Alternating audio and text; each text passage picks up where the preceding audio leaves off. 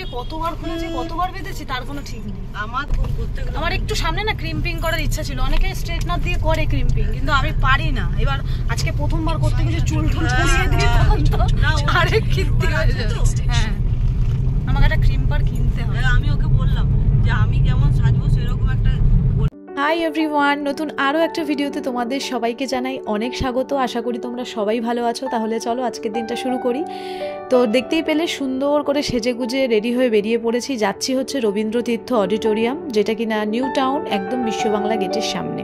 তো এখানে আজকে আমাদের একটা ডান্স প্রোগ্রাম, যেটা কিনা একটা স্কুল থেকে প্রতি বছর অর্গানাইজ করা হয়। সেখানে আমরা প্যারেন্টসরা পারফর্ম করি।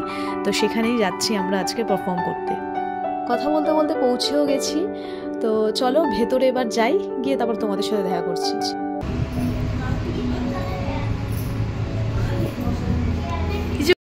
সবাই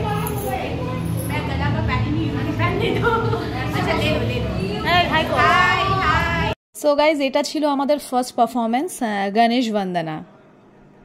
ये हमारा सेकंड डांस है। ये हमारा सेकंड डांस और ये हम लोगों का सेकंड आउटफिट। तो आप लोगों को एक बार अच्छी तरीके से दिखा देते हैं।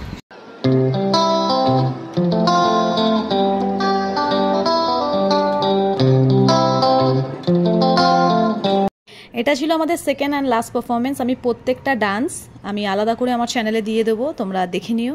আজকে আমাদের সাথে একটা অনেক বড় স্ক্যাম হয়ে গেছে। আমরা ভুল বাসে বসে পড়েছি, ভুল বাসে বসে ধর্মতলা চলে যাচ্ছিলাম। আর কন্ট্রাক্টরটা যা আমাদের মজা করিয়েছে না, কি বলবো,